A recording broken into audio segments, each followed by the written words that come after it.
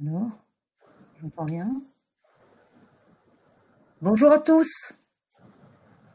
Bonjour à tous et merci de nous rejoindre pour ce webinaire qui sera dédié à la DSN 2021. Tout d'abord, je voulais savoir si vous m'entendez. Est-ce que vous pourriez me le dire sur le chat qui est à votre disposition à droite? Est-ce que vous entendez? Bonjour Nathalie, bonjour Emmanuel. Oui, vous m'entendez. Merci Nathalie. Oui, ok, merci Mélissa. Très bien. Merci. Merci. On va pouvoir commencer. Alors, tout d'abord, je me présente. Je suis Rabia Ider, responsable marketing de Talentia, et je suis accompagnée par Brigitte Méjean, qui est notre Product Owner DSN, chez Talentia. Brigitte a en charge notamment de représenter Talentia dans les réunions du GIPMDS et auxquelles sont présents l'ensemble des organismes. Aujourd'hui, l'idée, c'est de vous présenter quels sont les impacts de cette DSN sur votre solution DSN, sur votre solution Talentia, pardon. Et notamment, il y a eu une réunion à laquelle a participé Brigitte hier avec des nouveautés. Donc, elle va nous partager tout ça aujourd'hui. Juste des petites infos concernant ce webinaire. On va vous retenir 1 heure parce qu'il y a beaucoup, c'est très très dense. Et on va envoyer quelques petits sondages pendant ce webinaire pour un peu que ce soit un peu interactif et que vous puissiez réagir sur quelques petites questions. Vous avez également la possibilité de noter ce webinaire à la fin. Et nous répondrons à l'ensemble des questions. Brigitte, en tout cas, répondra à l'ensemble de vos questions en fin de webinaire. Donc, n'hésitez pas à les poser au fur et à mesure sur le chat, en indiquant un peu précisément, puisqu'elle le fera, elle déroulera sa présentation. Mais posez vos questions et on y répondra à la fin. J'espère que vous allez bien dans cette période un peu perturbée. Et on va commencer. Oui, bonjour à tous. Alors, donc moi aussi j'espère que vous allez bien parce que c'est là le principal. Donc on va dérouler toutes les évolutions liées au cahier technique 2021. Alors je ne sais pas si d'aucuns d'entre vous ont suivi le premier webinaire et donc par rapport à la réunion d'hier, vous verrez, le contenu n'a pas changé, hormis le fait, déjà mon discours a changé, hormis le fait que j'aurais, avec Rabia, estampillé les slides par nouveauté. Donc,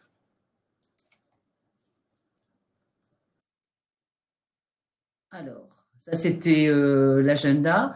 La première des nouveautés, qui est quelque chose de fondamental pour l'avenir de la DSN, c'est la déclaration de la maille nominative. Pardon, j'étais trop vite, je reviens en arrière. Oula, qu'est-ce qui s'est passé, Rabia? Au secours, j'arrive, je reviens en arrière.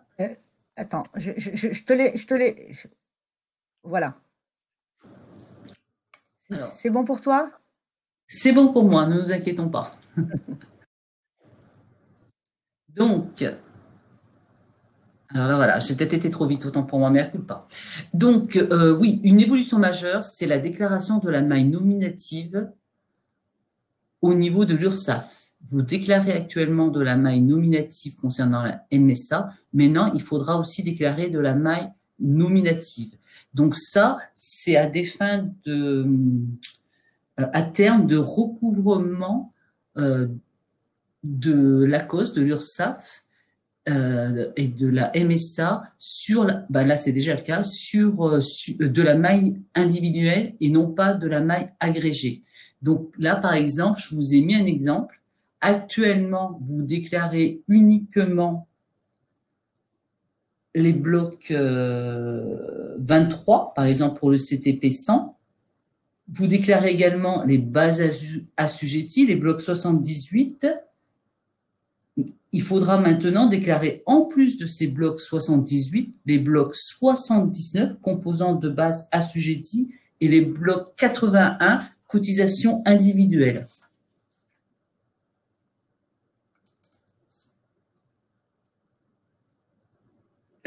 Alors, Pour cela, l'ACOS a fait évoluer le guide ACOS. Le guide ACOS, pour l'instant, il va être mis à disposition du public à la fin de ce mois, normalement, et il sera accompagné d'un tableau d'équivalence DIDA. Le DIDA, c'est données individuelles, données agrégées. Alors là, je vous ai mis, on ne voit pas très bien, mais on vous enverra la présentation, vous pourrez le voir davantage. L'équivalence que l'on a entre la maille nominative et la maille agrégée pour le CTP 100. En plus de cette déclaration à la maille nominative, il a été ajouté donc pour la MSA, mais également bien sûr pour l'URSSAF, la déclaration du taux de cotisation pour chaque cotisation.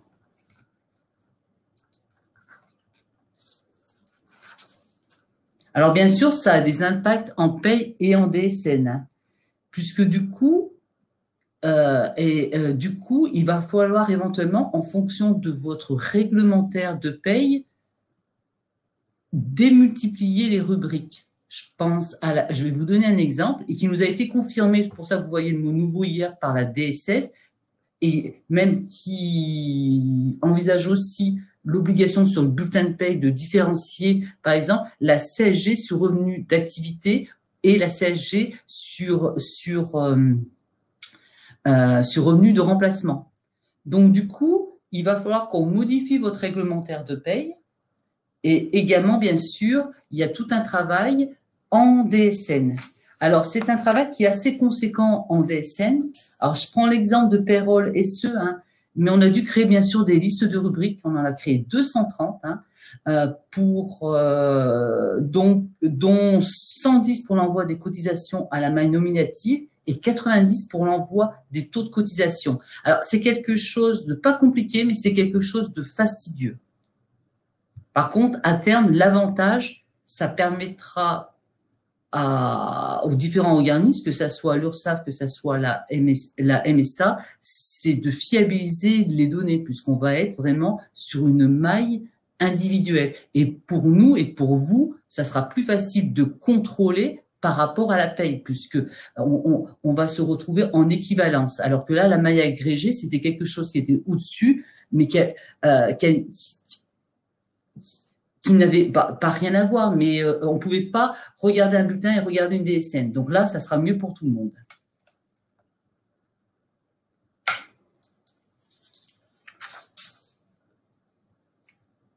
Alors là, je vous ai montré il y a des nouveaux états sur les. Alors il y a des nouveaux états, il y a des modifications d'état, parce que là, bien sûr, pour contrôler, vous aurez accès par base aux cotisations individuelles. On voit l'assiette et les différents taux. Donc, ça va vous permettre vraiment de contrôler. Autre nouveauté, c'est le calcul des effectifs. Alors, j'ai eu certains d'entre vous sur le calcul des effectifs déjà. Alors, je vais bien au bon endroit, ça serait mieux. Voilà. Le calcul des effectifs, il a été effectué depuis janvier par l'URSSAF. Donc, il calculait ce qu'on appelle l'EMM, l'effectif mensuel moyen, l'EMA, l'effectif mensuel annuel, à partir des données déclarées en DSN. Normalement, il voulait mettre aussi à disposition sur votre compte URSSAF. À terme, il devrait nous transmettre ces informations-là au travers d'un CRM. C'est ce que nous avons demandé dans le cadre de nos réunions mensuelles avec le JPMDS, les différents organismes et nos confrères. Donc, pour l'instant, le besoin a été retenu, mais il n'y a pas de date d'atterrissage pour le faire. Alors, il va être ajouté aussi trois nouveaux effectifs liés à la DETH. Donc, il y a l'EMA-EETH. Alors, c'est pour l'obligation d'emploi des travailleurs handicapés. Il y a le BETH pour les bénéficiaires et il y a l'ECAP pour les salariés qui occupent un emploi exigeant des conditions d'aptitude particulières. Donc, ça, c'est très important. Ça rentre donc l'année prochaine, mais attention, par rapport à vos données que vous avez déclarées tout au long de 2020. Donc, il faut absolument que les données déclarées qui vont servir au calcul de ces nouveaux effectifs soient correctes. Alors, c'est pour ça que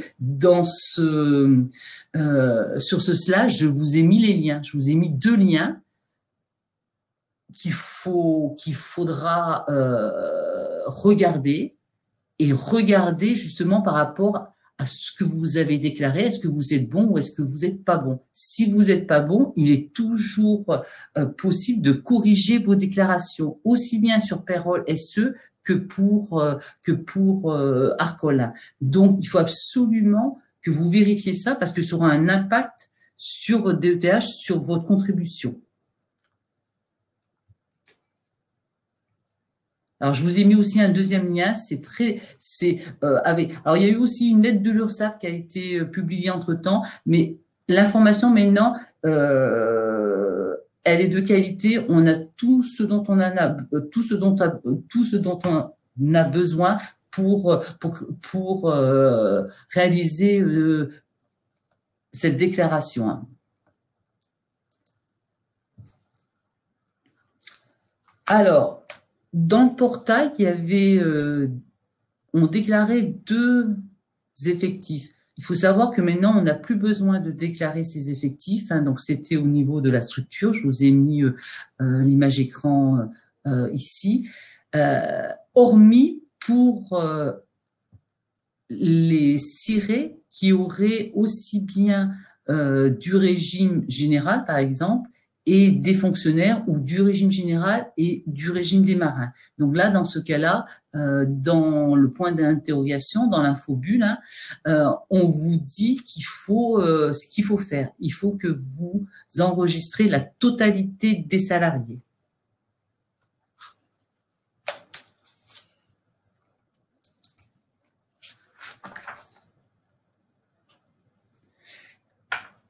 Une nouveauté aussi, mais que peut-être d'aucuns d'entre vous ont déjà reçu, mais ça, là, avec le mois de janvier où toutes les notifications au niveau d'ATMP sont renvoyées aux déclarants, il y a un nouveau CRM qui est mis à disposition, qui va passer par l'API DSN. Donc, vous allez le recevoir au niveau du portail DSN.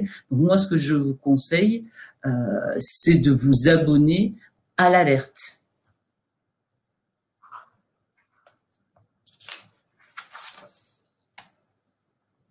Le temps partiel thérapeutique. Alors, le temps partiel thérapeutique, pareil, il y a un impact puisqu'il nous est demandé de différencier, en fonction du risque. C'est-à-dire, avant, on n'avait qu'un seul code, mais maintenant, on en a 4 en fonction de la nature du risque. On se retrouve soit soit en TPT, par nature de risque maladie, soit par accident de travail, soit par accident de trajet, soit par maladie professionnelle. Alors, ça a bien sûr des impacts en paye au niveau de votre gestion des absences, de votre gestion des arrêts de travail. Et attention, pour les salariés qui seront en temps partiel thérapeutique en cours du 1er janvier 2021, il faudra bien déclarer le bon code pour la DSN, sachant que l'ancien est supprimé, il faudra déclarer le nouveau en fonction de la nature du risque. Alors, pour information, la DSIJ du TPT, elle est portée par l'administration pour 2022. Là, ce jour, il n'y a pas de signalement, je le redis, pour le TPT.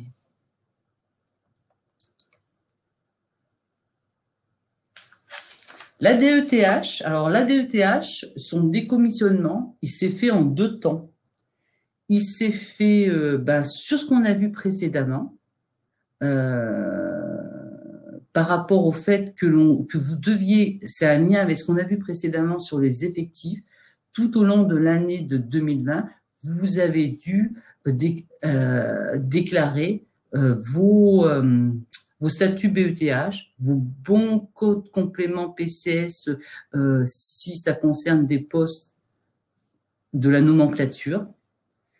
Donc, ça, vous l'avez fait pendant tout 2020. Et il faut qu'une personne, je fais un petit rappel, hein, une personne qui a un statut BETH, elle doit être déclarée tous les mois, puisque, alors je ne l'ai peut-être pas assez dit précédemment, mais le calcul, on envoie tous les mois ils vont calculer ils vont calculer. Donc, s'il me manque 3 mois, ben, potentiellement, j'ai 3 douzièmes en moins dans mon calcul. Donc là, je reboucle à ce que je vous ai dit précédemment. Il faut absolument que vous corrigez ASAP, parce que normalement, l'URSSAF devrait refaire leur calcul début janvier. Concernant la MSA, on a su hier qu'il vous sera communiqué en mars. Donc, je n'aurais pas posé la question. Si d'aucuns s'intéressent précisément, je pourrais reposer la question auprès de la MSA. Jusqu'à quand pouvez-vous corriger? Moi, je vous conseille de le faire ASAP. Hein. Moi, j'aurais envie de dire, pour l'instant, il faudrait que tout cela soit corrigé en décembre, pas au-delà. Mais si ça gêne d'aucun d'entre vous, me faites un mail pour que je puisse voir comment on peut faire. Sachant que normalement, ce qui nous a été précisé sur ce calcul des effectifs, c'est que l'administration gère les blocs changements. Donc, quand on corrige au travers des blocs 41, ils vont recalculer et remettre à jour leurs calculs. Donc ça, c'était la première partie qui avait été faite en 2020. Et la deuxième partie qui est faite en 2021, c'est tout ce qui est contribution, dépenses, et j'en oublie un troisième, mais ça va me revenir, je ne sais plus lequel. Bon, bref. Et ça se fait au travers des données externes, puisque ce ne sont pas des et dépenses. Voilà, je l'ai retrouvé. Ce sont des informations que vous ne gérez pas actuellement dans nos systèmes de paye. Donc, il faudra les ajouter en données externes. En plus de ça, il faudra faire attention parce que la DETH, il y en a, si vous avez plusieurs cirés, il n'y en a qu'un seul qui devra la déclarer. Donc, il faudra prendre soin de transmettre les informations à la personne en charge de la déclaration. Il y a aussi une chose que j'ai omis de vous dire, pardon, concernant l'effectif. L'URSSAF, la MSA s'occupe de vos effectifs internes. Par contre, si vous avez travaillé avec une ETT ou un groupement d'employeurs, normalement, ils sont censés vous envoyer les informations qui seront à saisir dans les données externes du nombre et du nombre de salariés mis à disposition. C'est l'image d'écran de gauche. Alors, on a eu confirmation que cette année, c'est pas comme vous devrez déclarer sur la DSN alors je me trompe pas, de mai 2020, de juin et non pas d'avril. Non, pardon. Vous devez déclarer en juin 2021 cette année, ce qui correspond à la période de mai 2021, parce que le décret est passé, donc on gagne quelques mois pour cette année. Et les autres années, ça sera période d'emploi de février, exigible donc le 5 ou 15 mars. Les années suivantes, ça sera au mois de mars. Cette année, on a gagné 2 mois. Et là, pareil, je vous ai mis les liens. Si vous avez des questions autour de la DETH, que ça soit la lettre de l'info de l'URSSAF ou sur le site de l'AGEFIP, il y a toutes les informations nécessaires.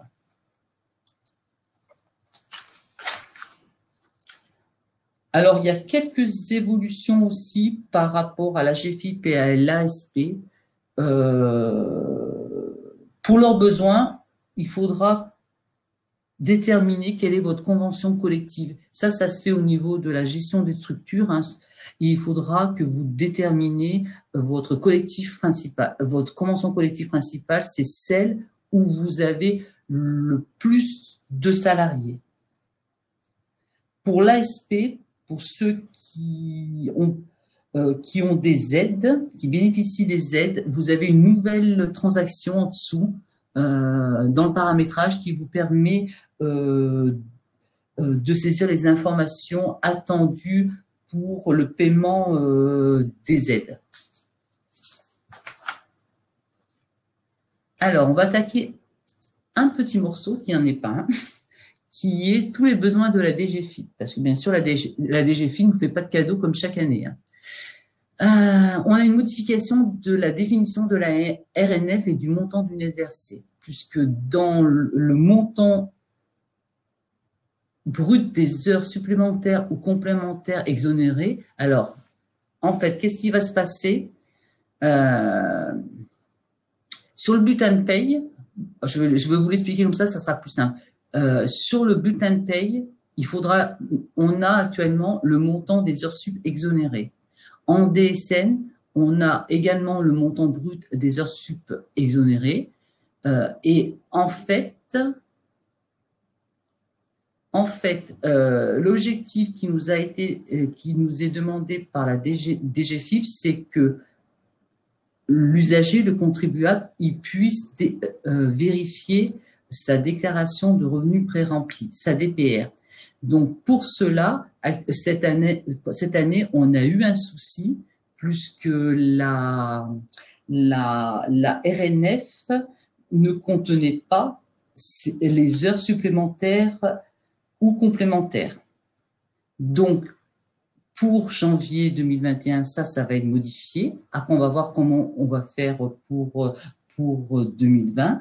Mais pour janvier 2021, le montant de la rémunération des heures sup et complémentaires, parce que elle peut être aussi ou complémentaire, qu'elle soit fiscalement exonérée ou pas, doivent intégrer la RNF. Cette modification, donc, elle est due à ce que je vous ai expliqué précédemment entre la cohérence du bulletin et la DPR. Donc, le fait que la RNF, bien sûr, est modifiée, de fait, le montant net versé est modifié. Il a été ajouté en DSN le code 026 qui va permettre, au niveau du bloc 51, qui va nous permettre de déclarer le montant brut des heures supplémentaires et complémentaires exonérées. Alors, du coup, sur le bulletin, on va voir apparaître toutes ces informations-là. On va aussi voir apparaître en pied de bulletin le cumul des heures supplémentaires, le cumul des heures supplémentaires. Du coup, il pourra bien vérifier son dernier bulletin par rapport à sa déclaration de revenus pré-remplie. Et ça, on en a eu confirmation hier lors de la réunion. Une personne de la DSS a pris la parole et nous a expliqué toutes les modifications qui allaient devenir obligatoires, que nous, on a anticipé dans nos solutions, puisque aussi bien les heures supplémentaires exonérées traduites en aide que les cumuls, vous les aurez déjà. Donc, ça sera déjà fait, on a anticipé. Là, pour l'instant, c'était, comment dirais-je, c'était pas obligatoire, mais on a jugé que pour le salarié, c'était plus simple pour lui et pour vous après moins de travail. Donc, on a déjà anticipé et en fait, tant mieux, parce que ça sera toujours ça de fait par rapport à ce qu'on devra faire l'année prochaine. Parce que là, ça va devenir obligatoire.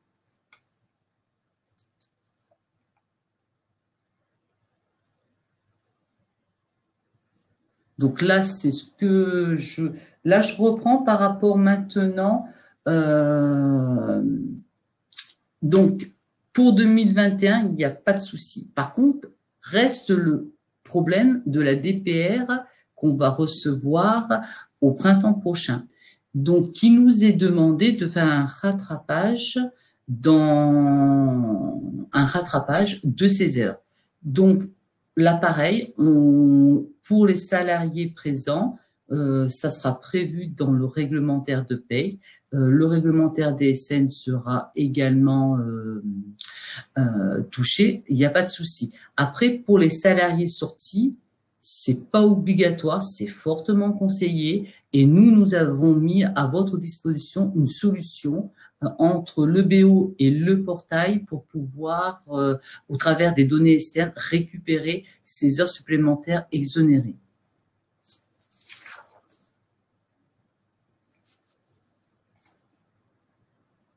Alors, je reviens juste en arrière quand même. La DGFiP et le JPMDS et la DSS nous ont communiqué la formule de conversion d'un montant brut pour donner du montant net. Donc, les heures supplémentaires que l'on va afficher en net pour que ça matche avec la DPR, on utilisera la formule qui nous est donnée par l'administration. Elle est devant vous.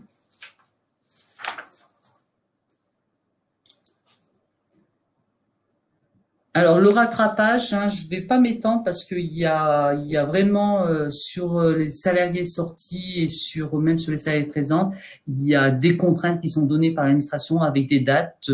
Donc, ça, vous le retrouvez sur les fiches consignes de DSN Info. Il faut renseigner, par exemple, de façon obligatoire les dates de début et de fin de période pour cette année au 7 janvier 2020, au 7-12-2020. Et c'est vraiment ces dates-là. Et du coup, quand ça va arriver à la DGFiP, par rapport à ces dates-là, il va avoir un traitement particulier de la donnée déclarée.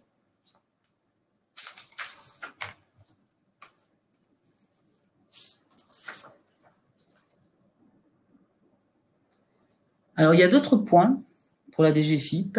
Par exemple, la suppression de la tolérance sur la gestion des abattements des contrats en cours. Donc, il faut savoir, là, je vous ai mis le tableau, qu'en fonction du nombre de versements, du nombre de bulletins, on doit faire un ou plusieurs abattements. Donc, il y avait une tolérance, maintenant, il n'y a plus de tolérance. Donc, maintenant, il faut qu'on ait un seul calcul d'abattement si on a un seul bulletin de paye. Mais nous, quand vous calculez des payes, quand vous les payez, on ne sait pas, quand on les calcule, on ne sait pas si vous allez les payer en une fois ou pas. Donc, si je prends par exemple au payroll SE, il y a une constante salariée qui vous permettra de dire votre mode d'utilisation par rapport à ça. Et le réglementaire testera votre choix. Est-ce que vous... parce qu'on ne peut pas le déterminer en automatique. Donc, ça sera une constante salariée qui permettra de dire je le paye en une fois ou je paye en plusieurs fois. Et donc, du coup, on calculera un ou plusieurs abattements. Il y a également la création cette année d'un nouveau type de régularisation qui est le type 04, qui est rectification de la rémunération nette fiscale sans passe. Alors ça, j'ai mis le mot nouveau par rapport à ça, par rapport à hier. On a eu une présentation aussi de la DSS sur le démarrage du calcul des APL, une modification du calcul des APL au travers du dispositif, le DRM, le dispositif de ressources mensuelles. À partir de janvier, ça va devenir contemporain. Ça veut dire qu'on va calculer en prenant ce qui a été déclaré, entre autres, dans la RNF des DSN pour recalculer tous les mois de façon glissante. On va prendre 12 derniers mois de M-2 à M-13 et on va être recalculé le montant de l'attribution de l'APL. Donc, c'est pour ça que du coup, maintenant, si vous avez une RNF qui est fausse, attention aux impacts. Ça va jusqu'aux APL, hein, aux allocations pour le logement. Donc, il faudra le corriger, même au-delà de février, de mars, il faut absolument corriger.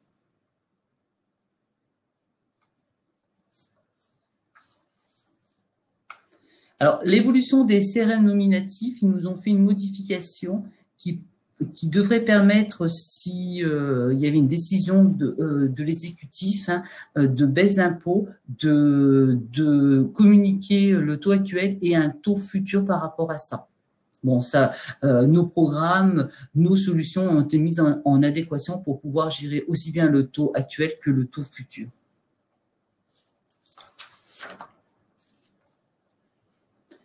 Versement, participation, intéressement. Alors là, pareil, je vous ai mis un slide, il parle de lui-même. Il y avait des tolérances.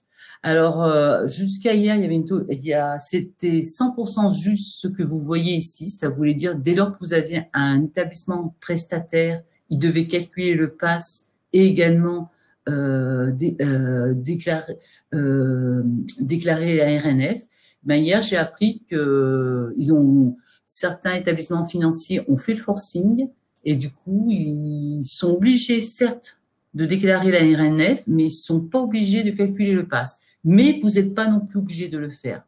Donc, normalement, celle-là, elle reste en partie vraie. Par contre, il y a une tolérance pour les établissements prestataires d'1 an sur le calcul du PAS.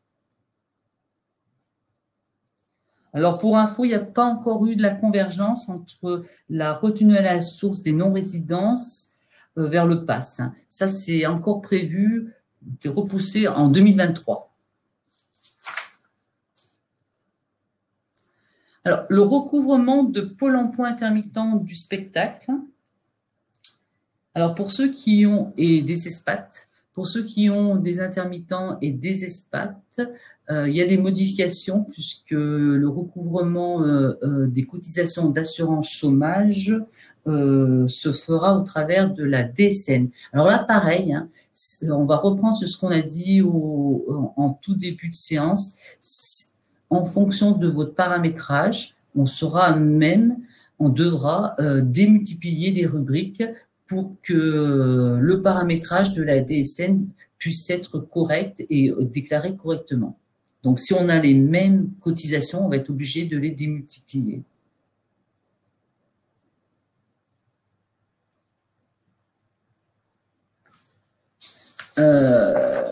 Concernant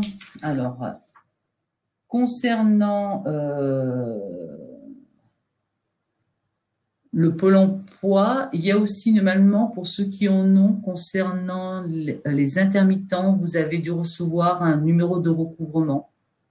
Si vous ne l'avez pas, faites-moi un mail parce que normalement, vous aurez dû recevoir un nouveau numéro de recouvrement. Alors, il y a une bonne nouvelle quand même. C'est les fins de contrat des intermittents du spectacle et des ESPAT, l'AEM. Donc, ça va rentrer. Alors, le petit bonhomme, il reste petit bonhomme de chantier parce que ça va rentrer progressivement puisqu'il y aura un pilote au sein GIPMDS qui va être ouvert. Et en fait, pour substituer à terme ce qu'on appelle l'AEM, l'attestation d'emploi mensuelle. Donc, à partir du premier trimestre, on va pouvoir faire des tests et si les tests sont concluants, eh ben, ça voudra dire qu'on pourra faire des signalements ou pas, je vais vous expliquer pourquoi le ou pas après, pour cette population-là. Et on ne fera plus d'AEM ancienne formalité. Alors, pour les AEM, ce sont des CDDU, ce qu'on appelle des intermittents du spectacle. On a 2 modes possibles, comme pour ceux qui connaissent les CDDU du régime général. On a soit le mode dérogatoire, ça veut dire que dans ce cas-là, je n'ai pas besoin de signalement, tous mes fins de contrat sont déclarés dans la DSN mensuelle et Pôle emploi va me renvoyer un CRM particulier qu'on appelle archive qui va contenir toutes les fins de contrat. En général, c'est pas une archive va contenir tous les salariés. Pour chaque salarié, j'aurai une AEM dessous normalement. Alors, c'est en cours de construction avec Pôle emploi, hein. Mais normalement, si je fais le parallèle avec les CDDU du régime général, on a le salarié avec tous ces CDDU les uns à la suite des autres. C'est pas, c'est une qui agrège toutes les fins de contrat. Donc là, c'est ce qu'on appelle le mode dérogatoire. Donc normalement, si tout se passe bien, quand je dis si tout se passe bien, ça veut dire que vous avez un salarié qui ne vous réclame pas son AEM au moment du départ et qui va attendre bien sûr la fin de mois. Ça, c'est un mode qui est, donc c'est ce que j'appelle le mode dérogatoire. Mais si il le réclame et il est en droit dans les tests de le faire, vous êtes quand même contraint de faire un signalement pour ce salarié qui ne veut pas attendre la fin du mois. Donc ça c'est un gain parce que ça prend du temps et ça devrait être pas mal pour ceux qui en ont. Donc deux modes, hein, le mode dérogatoire, donc je répète, DSN mensuel, et le mode de signalement fin de contrat pour ceux qui refusent le mode dérogatoire.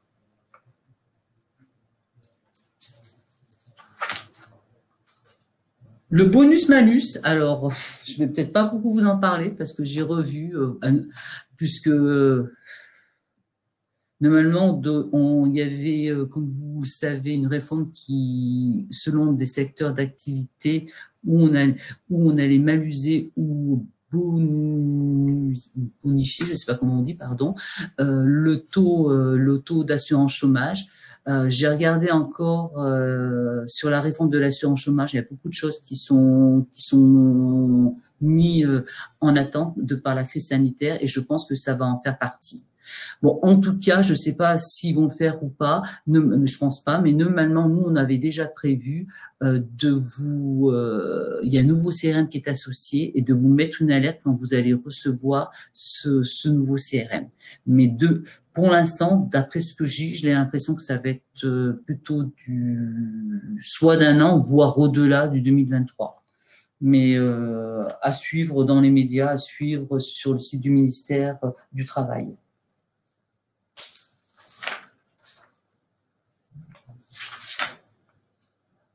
Les droits supplémentaires acquis au titre des régimes de retraite, alors d'aucuns il y a une publication qui va être faite, on en a discuté aussi hier, c'est pas très clair, donc la DSS doit republier un certain nombre de choses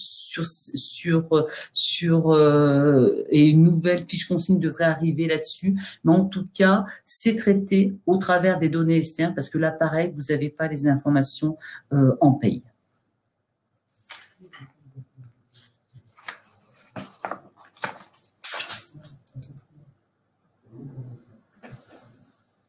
L'allocation journalière proche aidant, donc un nouveau motif de suspension de contrat de travail dans le bloc 65, c'est le 650. La particularité de cette suspension, c'est qu'elle peut être prise en demi-journée. Donc, il y a des modifications dans le réglementaire des SN pour pouvoir envoyer en demi-journée si nécessaire.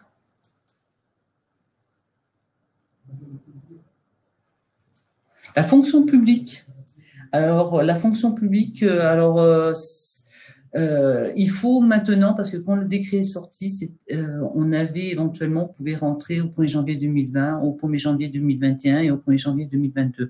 Ben là, il faudrait qu'on fasse en sorte que tous nos clients et les réglementaires ont été mis à jour par rapport à ça, pour pouvoir déclarer la fonction publique pour ceux qui ont des fonctionnaires détachés ou des fonctionnaires en cumul d'emploi. Donc ça, c'est quelque chose qui se fait pas dans le cadre de la campagne, puisque ça concerne quelques clients, qui se fait en plus de la campagne.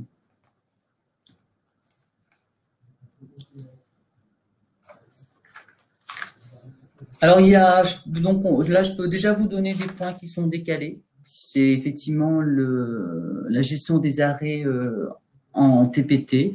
Il y a à un moment donné, vous avez vu apparaître, même déjà sur 2020, des informations, par exemple, la forme d'aménagement du temps de travail pour l'activité partielle par rapport à leur outil APART, ce que malheureusement, on a tous découvert cette année, qui permet de saisir les demandes d'indemnisation et après, etc. Hein.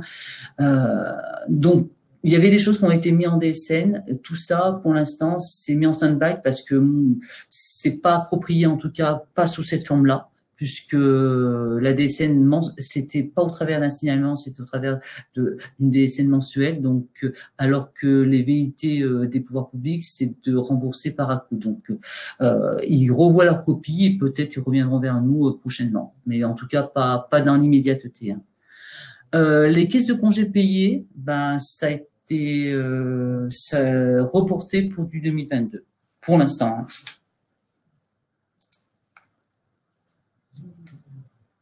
Alors, il y a déjà des choses que je veux aussi vous donner. Il y a deux points. Moi, on a un peu de temps parce que je l'ai fait plus simplement que la dernière fois. On pourra vous transmettre plus d'informations. Hein. Je trouvais ça parce que la dernière fois, j'avais donné beaucoup de références et c'était peut-être pas fort. J'ai préféré élaguer pour vous donner et éventuellement vous revenez vers moi si vous avez besoin de plus. Mais je veux insister sur plusieurs choses. C'est cette maille nominative qu'on va vous demander. On a vu que c'était par rapport à l'objectif de recouvrir les cotisations de l'AGICARCO par la cause, mais c'est aussi de la fiabilisation des données. Et en 2022, dès 2022, on va recevoir de nouveaux CRM, ce qu'on appelle des CRM normalisés. Alors, vous allez en recevoir un très rapidement après votre dépôt, je crois que c'est H+4, hein, et ils vont vous donner les erreurs qu'ils ont constatées dans vos déclarations qui vous permettraient de corriger et de redéposer en annulaire en place votre déclaration. Et après, vous en recevrez une à J+1 de la date d'exigibilité de CRM normalisé. Ça sera celui-ci qui sera opposable. Donc, de plus en plus, nous allons échanger avec l'administration par ce biais-là. En plus de ça, donc ça, c'est le premier mois. Le deuxième mois, eh ben, in fine, vous aviez 100 erreurs, vous en avez corrigé 80. Eh ben, vous allez avoir un récap de tout ce que vous n'allez pas corriger. Vous allez même après, à la fin de l'année, vous aurez un récap de tout ce que vous n'aurez pas corrigé. Et je vous laisse imaginer ce qu'ils pourraient en faire, parce que donc, dans ce cas-là, ils pourraient calculer, entre guillemets, hein, les pénalités par rapport à tout ça. Donc, la fiabilisation des données, c'est la qualité des données, pour ça qu'on a fait un petit sondage là-dessus, hein, parce que ça devient de plus en plus important. Plus que normalement il y a des pénalités financières qui peuvent en découler, que ce soit celle de l'URSSAF ou celle de la DGFiP. Et donc dans ces CRM hein, normalisés, le premier là que vous allez recevoir, ils vont vous dire que un tel, c'est pas normal que vous ayez calculé ses cotisations par rapport à sa nature de contrat ou par rapport à son statut. Donc, d'où l'importance de faire très attention. Et en plus de ça aussi, ce qui est important par rapport à cette qualité des données, par rapport à ces CRM, tout ça, c'est que maintenant, ça y est, on part sur le fameux DRM, dispositif de ressources mensuelles. Donc, la première étape, c'est le calcul des APL. Il faut savoir mais je vous ferai prochainement une communication au travers d'une newsletter là-dessus. Il faut savoir que, comment dirais-je, je ne sais pas si vous voyez mes messages que je reçois, parce que j'espère pas. Là, vous voyez toujours mon écran comme il est, j'espère. Oui, pas de problème. Ouais, parce que le message est arrivé, je pensais avoir coupé, pardon. Ah non, on ne peut rien. Et donc, si je prends le cas de l'APL, le salarié, il accède à son portail des droits sociaux, des droits numériques. il peut contester ce que vous avez déclaré en DSN. Il y a un agent qui va juger de la véracité ou pas. Et si c'est le cas, alors je ne sais plus si nous, on va recevoir directement vous déclarant ou si c'est l'utile. Mais en tout cas, vous pourrez avoir ça va être utilisé et ça va être transparent aussi bien vis-à-vis de l'administration qu'aussi bien pour le salarié, pour l'usager. Donc, attention, mais je vous ferai une com, parce que c'est tout chaud, on a eu ces informations hier, donc je vous ferai une com très prochainement là-dessus pour vous sensibiliser, parce que ça va devenir de plus en plus vrai, et le DRM, l'objectif des pouvoirs publics, c'est le calcul contemporain de toutes nos aides. Est-ce qu'il me reste encore une slide? Je ne sais plus. Enfin, c'est voilà, mes droits sociaux, là, je vous en parlais, j'étais un petit peu en avance par rapport au PNDS. Voilà. Et est-ce que j'ai autre chose? Bon, les étapes de la mise en œuvre, vous la connaissez parce qu'on la différence peut-être par rapport aux années précédentes, c'est ce webinaire, c'est les newsletters, c'est le livre blanc. On essaye effectivement, parce que peut-être qu'on s'est rendu compte par le passé, on a fait notre mea culpa qu'il fallait qu'on communique davantage, parce que je sais pas, on aurait pu aussi vous sonder là-dessus, quelle était votre connaissance de DSN Info, de la base de connaissances. On fera peut-être pour le prochain. Moi, je veux bien qu'on remette le haut-parleur, Rabia. S'il y a des questions, je veux bien. Alors, oui, Brigitte. Merci en tout cas de votre attention à tous. Ah ouais. Il y a eu quelques petites questions et je vais te les lire. N'hésitez pas à continuer à poser les questions. Donc, une première d'Emmanuel qui demande on pourra donc avoir un état d'UX détaillé URSSAF? Oui, sur le portail, tout à fait. Puisque on est obligé de faire tout ça sur le portail, puisque par rapport à la paye, vous rajoutez des données et vous modifiez des données. Donc, ça se passe tout au niveau, effectivement, du portail. D'accord. Monsieur Gache demande bonjour, pour les entreprises au régime MSA, le calcul des effectifs doit aussi se faire selon les normes URSSAF? À ma connaissance, oui. Parce que c'est la COS qui draine la MSA, l'URSSAF et les CGSS de mémoire. Pour moi, oui. Ah. Je me suis posé la question, mais je ne l'aurais pas posée, mais pour moi, oui. Il n'y a pas de raison. Hein. Et Daniel demande le recouvrement de la formation par les URSSAF est également reporté? Si on appelle la taxe d'apprentissage, si c'est tout ça, c'est reporté et on est en train de travailler avec le JPMDS et je crois que est-ce que c'est la DGFP ou la DSS sur le sujet, oui. Ok, donc pour la formation et l'apprentissage. Oui, de mémoire, oui. Mais je reconfirme. De toute façon, je reconfirme parce qu'en live, j'ai toujours peur de dire des bêtises, hein, mais on reconfirme. Ok. Ben écoute, si je ne vois pas d'autres questions sur le chat, si c'est bon pour vous, écoutez, je suis encore une fois désolée de ces petits problèmes techniques pour ceux qui les ont eus, pour ceux qui ont pu se connecter. J'espère que le webinaire a répondu à vos questions. En tout cas, n'hésitez pas à nous poser des questions sur le formulaire de satisfaction que vous allez avoir en donnant une note à la fin du webinaire. Comme le disait Brigitte, nous allons vous adresser une newsletter avec les différents points qu'elle a évoqués. Et nous allons également, vous avez déjà dû normalement avoir un livre blanc DSN qui a été mis à votre disposition. Je sais qu'il a été énormément téléchargé, donc ça fait plaisir, mais on va le mettre à jour du coup avec de nouvelles dispositions, les nouvelles dispositions. Je regarde, j'ai d'autres. Alors, Quentin me pose une question. Quentin, est-ce nous, clients, de remplir le fichier des blocs URSSAF pour le paramétrage de la P21? Bah, je pense que c'est dans le process, on vous demande de remettre effectivement, c'est un travail de collaboration, donc et vous connaissez plus vos rubriques que nous qui intervenons de temps en temps. Donc, je pense que c'est plus vite fait que vous, vous fassiez la correspondance. Moi, je le vois comme ça, mais...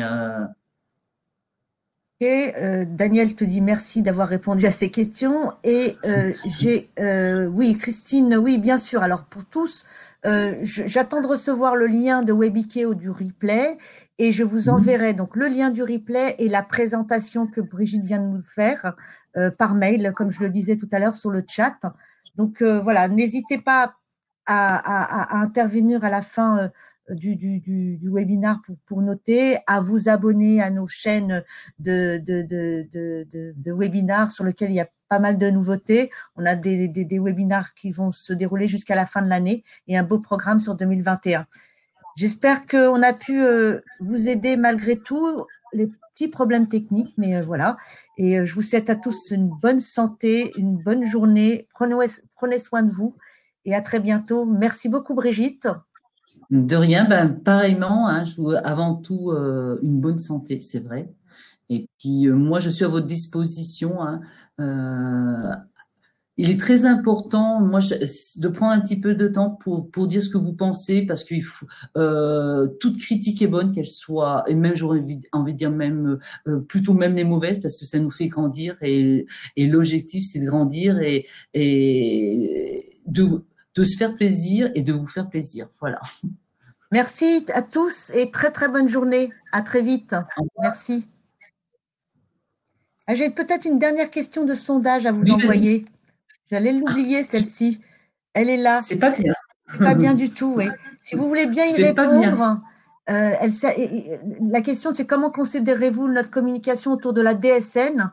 Il y a eu plusieurs newsletters, il y a eu des webinars, il y a eu un livre blanc. Est-ce que c'est suffisant, pas suffisant? Est-ce que vous les voyez passer, ces communications? Est-ce que vous les utilisez? C'est très important pour Brigitte et moi au marketing de savoir si ces informations sont lues. Donc, n'hésitez pas à voter juste avant de partir sur ce petit sondage. Ça nous aidera. Voilà. Je vous laisse quelques minutes pour pouvoir y répondre et je ferme ensuite.